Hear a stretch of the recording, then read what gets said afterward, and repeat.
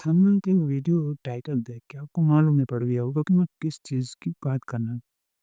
आज मैं बात करने वाला हूँ यक्षगान की, यानी कि यक्षगान होता क्या है? सुन, यक्षगान का ज़िक्र भगवान शिव ने भी खुद किया हुआ है, यानी कि 36 यक्षगान के बारे में माँ पार्वती को शिव जी ने बताया था। ये यक्षगान होता क्या है? में ना तो भूत होती है, ना प्रेत होती है, वो एक आत्मा होती है, यानी कि एक महिला की आत्मा। यानी कि यक्षिणी के बारे में मैं आपको चलिए डिटेल बताऊँ तो कुछ यक्षिणी आपको अमीर बना सकती है, कुछ यक्षिणी आपको ढेर सारा पैसा दे सकती है, कुछ यक्षिणी आपको खोए हुए प्यार भी आपको वापस दे सकती है, कुछ यक्षिणी बहुत डरावनी और खतरनाक हो सकती है। तो ऐसे ही करके 36 यक्षिणी के बारे में महापार्वती को शिव जी ने बताया था। तो यक्षिणी के बारे में काफ़ी बहुत सारी किताबें लिखी हुई है, आपको यूट्यूब पे काफ़ी सारे वीडियो भी मिल जाएंगे, यानी कि यक्षिणी किसे बोलते हैं। तो मैं आपको ज़्यादा बातों में नहीं उलझाना चाहता, मैं आपको डायरेक्ट एक कहानी सुना देता हूँ जो बड़ी हॉरर टाइप है। कहानी बड़ी हॉरर है लेकिन सुनने भी लायक है। तो सुनो, एक गाँव था छोटा-सा, वहाँ पे अमन नाम का एक लड़का रहता था। अमन नाम का लड़का रहता था, एक दिन हुआ क्या कि उसके दादाजी की रहस्यमय तरीके से मौत हो जाती। मुझे उसके दादाजी उसके घर से काफ़ी किलोमीटर दूर घने जंगल में रहते थे। तो डेथ होने के बाद उसकी उनकी डेड बॉडी यहाँ पे गाँव में लाई जाती है, सब विधि-विधि करवाई ल जाती है। उसके बाद 10-20 दिन बाद अमन को एक ख़्याल आता है कि मैं अपने दादाजी का घर ठीक करवाऊँ, यानी कि उसकी मरम्मत करवाऊँ। तो अमन उसकी मरम्मत करने के लिए, साफ़-सफ़ाई करने के लिए चला जाता है। तो अमन वहाँ पे जाता है, सब सही करता है, जो टूटा-फूटा वो सब रिपेयर करता है, सब कुछ ठीक करता है। लेकिन सब कुछ ठीक करते-करते, घर सफ़ाई करते-करते उसको एक बुक मिलती है। वो घर की मरम्मत कर ही रहा था, तभी उसको रहस्यमय तरीके से एक बुक मिलती है, उसके दादाजी की लिखी हुई होती है। अमन को लगता है कि आखिर ये कौन-सी बुक है? तो अमन 2-3 पेज पढ़ता है, सुनता है कहानी को, उसमें क्या लिखा है। तो उसके दादाजी ने लिखा था कुछ यक्षिणी के बारे में, यानी कि यक्षिणी होते क्या है। उस बुक में काफ़ी सारे मंत्र लिखे हुए थे कि यक्षिणी को बुलाते कैसे, और यक्षिणी अगर आ जाए तो उसको भगाते कैसे, कि उसको उससे छुटकारा कैसे पा सकते हैं। तो अमन मंत्र पढ़ ही रहा था, पढ़ने के बाद वो देखता है चारों ओर कि कोई कुछ भी नहीं हुआ, ये फालतू बुक है। अचानक उसके ऊपर वाले कमरे में से आवाज़ आ जाती है, कुछ चीज़ की। तो अमन धीरे-धीरे वहाँ पे उस रूम में जाता है, तो उस रूम में देखते ही कोई भी नहीं है।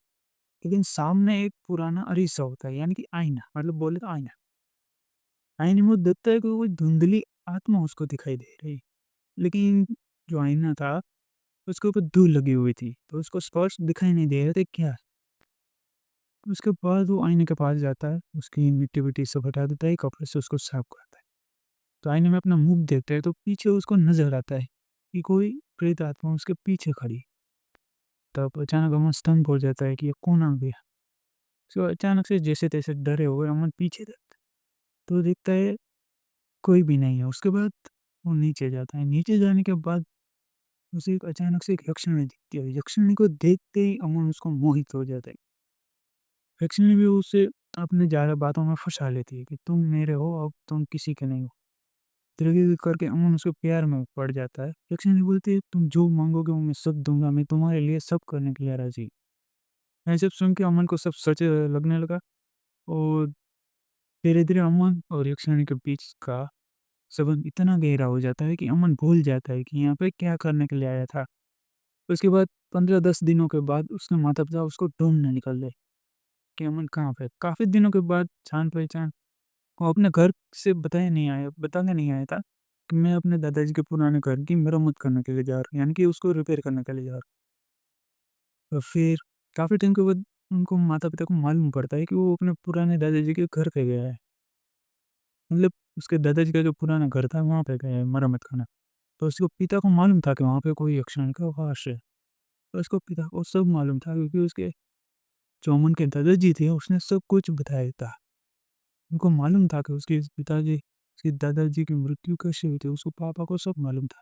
उसके बाद वो अकेले जाते, उनको मंत्र-वंत्र सब पता था कि अमन को कैसे छुड़ाना है। वो वहाँ पे जाते, वो यक्षिणी को देखते, तो वो मंत्र पढ़ने लगते, तभी यक्षिणी अपना असली रूप दिखाती है और उस अमन के पिता के ऊपर अटैक कर देती है।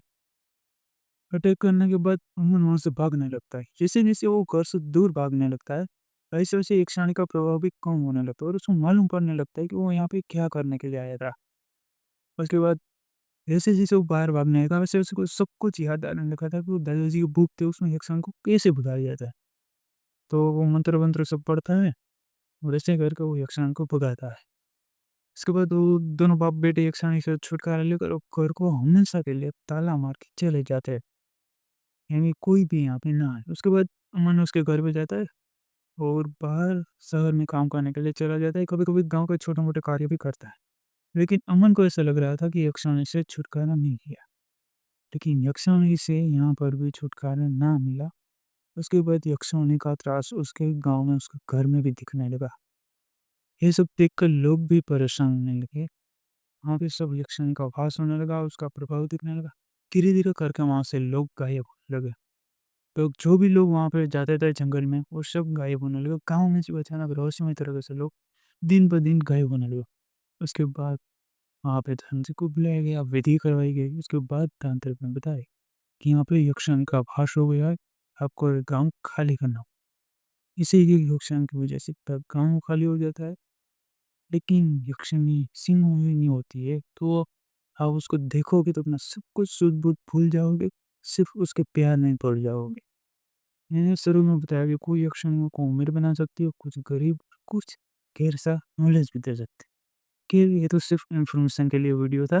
अगर वीडियो पसंद आया तो वीडियो को लाइक और चैनल को सब्सक्राइब करना मत भूलिएगा। Thank you watching the my video.